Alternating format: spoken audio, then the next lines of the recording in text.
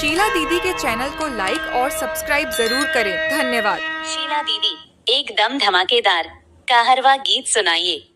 काहे मचावेलू राढ़ हो सुनाए जेठानी, काहे मचावेलू राढ़ हो सुनाए जेठानी।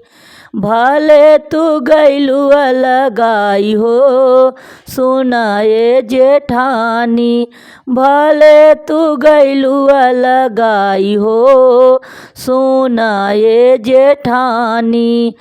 जतवा तू लिहलू ओ खरिया तू लिहलू, जतवा तू लिहलू ओ खरिया तू लिहलू, लिहलू तू मुसरवा चोराई हो सुनाए जेठानी, लिहलू तू मुसरवा चोराई हो सुनाए जेठानी।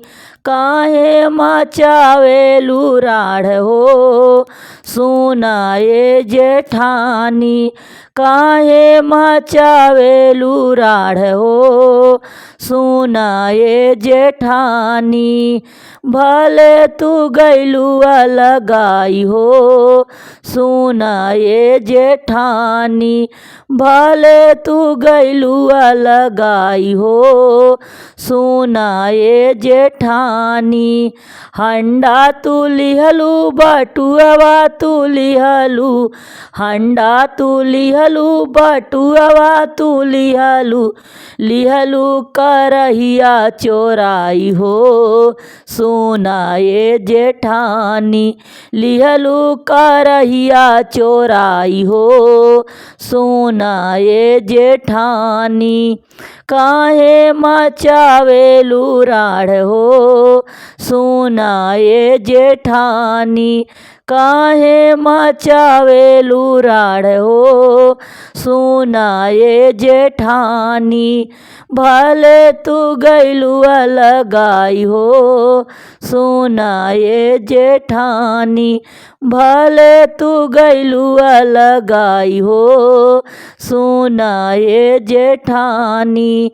घरवा तू लिहलू दुअरवा तू लिहलू, घरवा तू लिहलू दुअरवा तू लिहलू, लिहलू तू खेतवा न पवाई हो सुनाए जेठानी, लिहलू तू खेतवा न पवाई हो सुनाए जेठानी।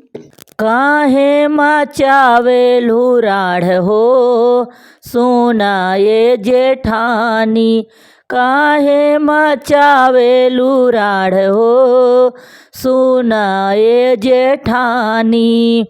भले तू गैलू अलगाई हो सुनाए जेठानी, भले तू गैलू अलगाई हो सुनाए जेठानी। सासू के छोड़लू ससुर जी के छोड़लू, सासू के छोड़लू ससुर जी के छोड़लू, लिहलू देवरवा पटाई हो सुनाए जेठानी, लिहलू देवरवा पटाई हो सुनाए जेठानी। अब काहे मचावेलू राढ़ हो सुनाए जेठानी, भले तू गैलू अलगाई हो सुनाए जेठानी। अब काहे मचावेलू राढ़ हो सुनाए जेठानी, भले तू गैलू अलगाई हो सुनाए जेठानी, भले तू गैलू अलगाई हो सुनाए जेठानी।